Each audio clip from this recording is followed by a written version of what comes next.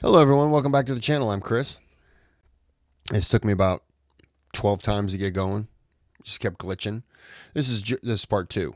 This is George Washington, the American Revolution with Edward Lengel. I'm not exactly sure how you say the name. Before we get started, thumbs up, subscribe. It's click, click. It's that easy. It helps me out tremendously. If you want to throw money at the channel, you just donate through the thanks button, request a video. Your name sponsors that video. This was not a request. Ow. This was not a request.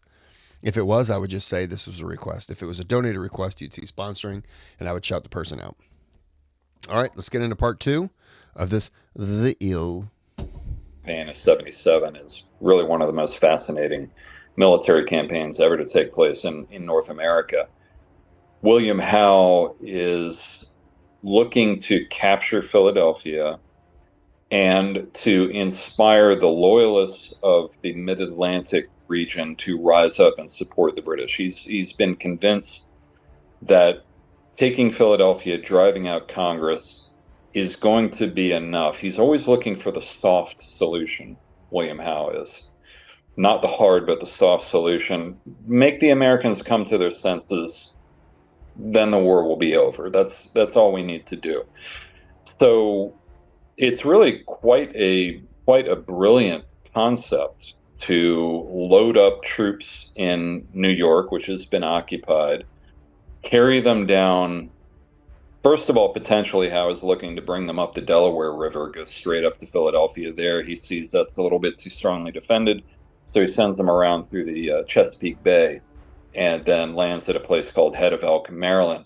Washington does not handle this well. He can't figure out what Howe is doing, marches his army back and forth, back and forth, back and forth, according to conflicting intelligence, ends up exhausting his troops and creating a sense like, maybe the commander-in-chief really doesn't know what he's doing.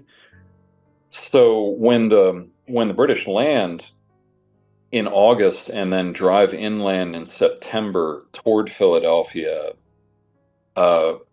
Washington is outmaneuvered again tactically. His troops are better. They're not really that well drilled yet. They don't know how to handle themselves that well in the field yet. So in a large scale, pardon me here, in a large scale, as opposed to a small scale, what happened in New Jersey in early 77, at Princeton, those really small scale battles. These are larger scale engagements. Washington doesn't handle his troops as effectively. He also takes too many risks. He risks his entire army at Brandywine. He could have been destroyed. Brandywine, he is badly defeated. He is fortunate Nathaniel Greene is there, does a rear guard action. The army is saved coming out of Brandywine, but still badly defeated. Howe completely outmaneuvers Washington. He does almost like soccer or football, as you'd call it. He does a double shift, fakes out Washington, who Washington thinks that Howe is going to go for a supply depot at Reading, Pennsylvania, and instead Howe slips around, with the football, slips around behind Washington, who's left, two-footed, and takes Philadelphia. It's another disaster. Washington tries to pull a Trenton situation by counterattacking at Germantown in early October. Plan of attack is too complicated for the Americans to figure out. He's defeated again. And yet his army has been defeated over and over again, and he leads them into Valley Forge then in late November, having been defeated over and over again. And the army is collapsing logistically, administratively. They're on the verge of starvation. How does he turn that thing around that winter is one of the great stories of the war. Washington makes a decision to encamp the army at Valley Forge, and that is an important strategic decision in of itself, that he's going to remain pretty close to Philadelphia, not so close that it's a danger, but close enough that he can keep contesting control of the countryside instead of going off into the interior in some city or town where he can fully rest, because he understands the symbolic importance of continuing to contest control. Now, the army is falling apart. The economy is falling apart. The result is money is practically worthless. The troops are not getting supplies. They're not getting food.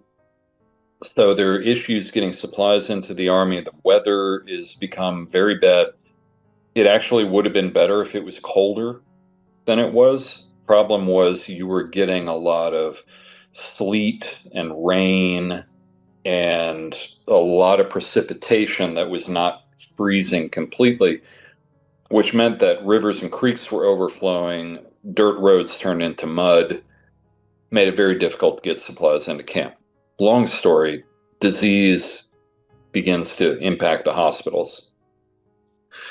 Could be something on the order of 20% of the army died of disease in the camp at Valley Forge, which is huge. That's a big, big impact. So what does Washington do?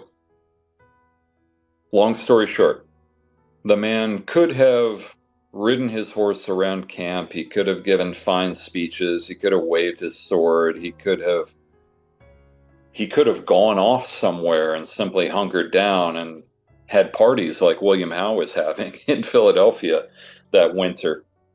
Instead, he sets the example, and this is so important for soldiers, for the military.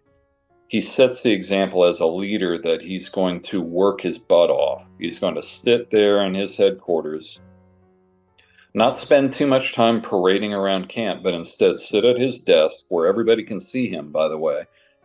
They can see where he is. They know where he is. He's sitting at headquarters working. Now, I worked on George Washington's papers for 20 years. So I've read the correspondence that he produced in this period. It's amazing the amount of work that he did, simply to give the soldiers the things that they needed. They don't sit around a campfire thinking how they're going to outmaneuver the British in the next battle. They don't talk about that at all. What do they talk about? Where are they going to get their food, their next meal from, a hot meal? They don't have enough to wear. Somebody is sick. When are we going to see our homes again? Things like that. Those are what they talk about. So Washington provides them with what they need to eat, to wear, shelter, sanitation, everything else. I've argued that it's at Valley Forge that his army falls in love with him. And you can see that before Valley Forge, in battles, Brandywine, Germantown, Washington could appear on the battlefield, show great bravery. He'd appear on the battlefield, and some men would be inspired by that, some wouldn't. Sometimes they'd listen to him, sometimes they wouldn't. After Valley Forge, the Battle of Monmouth, in the summer of 1778, there are many accounts of this. The army is retreating. The American army is retreating at the beginning of the battle because somebody else has been in command of the advance guard. The army was retreating. Washington appears on the battlefield. He has not said a single word. The army stops the retreat. There's so many descriptions that it was like an electric feeling, an electric current went through the troops. Washington is here now. He understands us. He cares for us. No sacrifice we make is going to be in vain. So let's fight for this man. He doesn't have to say anything. And they turn around and fight, and they actually fight the British Redcoats to a standstill. Not because he showed any brilliant tactical prowess or anything else, but because he had won the love of his army, and he got that at Valley Forge. Espionage and intelligence gathering is super important. And it's so fascinating. I wrote an article on this some time ago, where if you look at the Continental Army at the beginning of the war, when Washington takes command, he will ask his officers, well, how many men do we have? Well, I don't know. What kind of supplies do we have? How much powder? How many weapons? I don't know. Where's the enemy? I don't know. Those are the responses that he gets. So he focuses on two things: internal intelligence.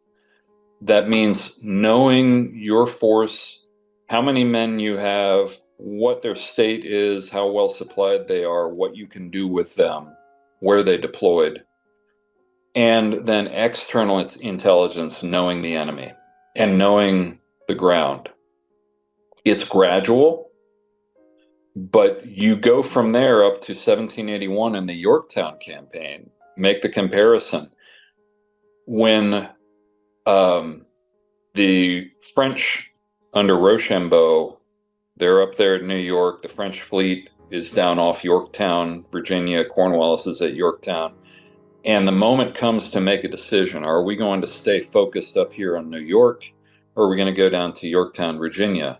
Washington has to make a snap decision right there. He can immediately say, where are my forces? They're here. What do I have under my command? This number of men, these many supplies, these many wagons, these many horses. Where's the enemy? Here, here, here, and here. Where are my forces? Here, here, here. How long is it going to take us to get from here to there? This much time. And it's brilliant. He has transformed the army internally and externally in terms of that intelligence gathering. The other thing I'd say about it, the whole, I don't know if the television series Turn was broadcast in the UK. Assuming it has been, there's a lot of talk about espionage and all of that. Give me just a second since he's talking about that. Okay. Washington Spies. The story of America's first spy ring. And then at the bottom, it's Turn, now a new original series on AMC. It's 4 seasons. You can get 3 seasons on DVD, but the 4th is digital only. Garbage. It's give me just a second. I read this over vacation, I think in like 2019. It was like a 2-day read. It's 282 pages. That's with acknowledgments. We'll say it's 280 pages. Good book. I got my copy. There's different ones, Washington Spies. There's different versions of it, but come on. Different versions, but it's really good. It's a quick read. Check it out. All of that was around New York City, right? That's where the British were located. Why was Washington so obsessed with intelligence and espionage around New York City? Because he was determined to attack New York City. He thought. All right, sorry about that. Dog drinks a lot of water, and then he has to go. We have to end this war as fast as we can. All he can think of is full-scale, all-out, apocalyptic assault on New York City. And that's what all of that was intended to do. But the fascinating thing is that when he has to make that decision in 81, go ahead with the attack on New York, which the French are kind of saying, maybe not such a good idea. But they're willing to go along with him or go down to Virginia. He can make an informed and quick decision, and he gives up his obsession to go down to Virginia. I've talked about Washington's tremendous leadership. He was a great, great leader. He thought strategically. I read an amazing letter that he wrote in the summer of 1780. He wrote it to a colleague in Congress, where Washington steps back and he takes a moment to say, what's the world situation right now? And he analyzes the British economy, the French economy, the Spanish economy, the Dutch economy, their military forces, their political situation, because so many Americans have been saying, the French are here now. We've got nothing to worry about, right? The French, the Spanish are potentially helping us. The Dutch are giving us loans. No, Britain is alone. We're going to win this war, right? Washington says, maybe not. Because he analyzes it, as I was mentioning earlier. He says the British have great staying power economically. He said the French do not. Here's the amazing thing. He practically predicts the French Revolution. He says that the French economy is such they're going to have to borrow heavily in order to sustain this war. Their economy is not designed to sustain a long conflict, and that the pressure on the French people is going to become so overwhelming that if it continues, they could rise up and overthrow this government, the French government.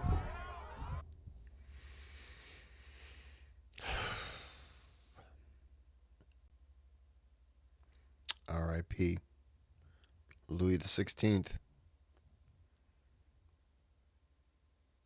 I'm related to him. I share a bloodline. Appreciate the help. Godspeed, sir. And that is exactly what happened. In fact, so Washington's strategic vision is what allows him to end the war. But then the final thing that I'd say about Washington and the war is that there's often been a lot of talk about Washington could have been a king. He turned down the opportunity. He really didn't. There was no opportunity to be a king. He might have tried to become a military dictator. But Washington believed that he was playing a role. He was following through a script that was written for him. And there was nothing religious or messianic about that. It was more like the whole revolution is a turning point in human history. Here's how it must be fought. Here's how it must end. And it must end with the military leader, voluntarily relinquishing power. That will become the basis of our country moving forward. He's conscious of that. And again, there's no kind of a conceit to that. There's no kind of a vanity to that. He doesn't think he's a great hero. He feels this is something he must do, that there's no other choice. And he recognizes the power of that moment when he tenders his resignation. His hands are shaking when he tenders his resignation to Congress, and Congress very deliberately does not applaud. That is so important.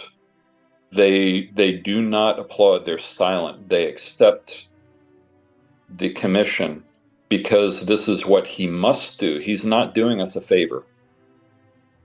He's doing what he must do. We accept that. We all know that. So I think all of those things are incredibly important to understanding his role in the war. Washington does not stand up. Hold on. Let me set you down. Oh, you knocked my earbuds out. Yep. Just pretend like I'm talking. Elevator music. Okay. Washington loved Cincinnatus. He was a Caesar of Rome, had been given power to vanquish thine enemies, and he did. And then, that was it. I think for Rome, he did it for like 10 years or something.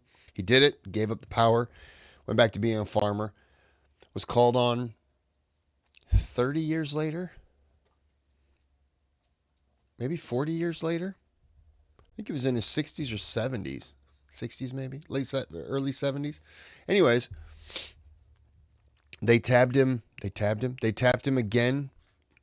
He accepted, fought the enemy. I'll say beat him in 6 years, and then just went back and he was like, I'm not waiting around 10. Boom, just resigned his commission, went back to being a farmer. Washington loved him. He loved that stop. He loved the concept. Stop. He loved the concept of that. So when he turned over the commission in 1783, that had been the first time that somebody who had military power of a country did not use it to be a dictator or to take over a country. That was the first time somebody with that power had resigned their commission since Cincinnatus had did it 2,000 years before.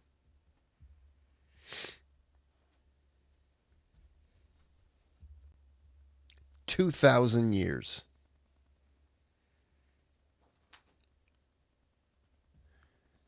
2,000 years.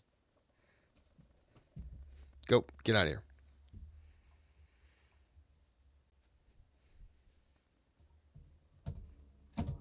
To Frederick the Great or Napoleon as a man of military tactical genius.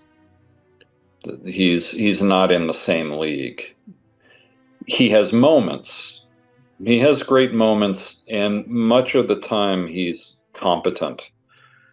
But he was often compared to Frederick the Great in his lifetime. Frederick the Great fought to win the war, the 7 Years' War, and he was a brilliant military leader as a king of Prussia, surrounded by all these nations attacking him on all sides.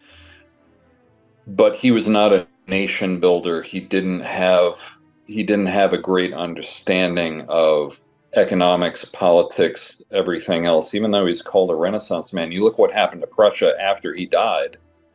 Prussia falls to pieces in the Napoleonic Wars in the early 1800s. He doesn't leave a great legacy.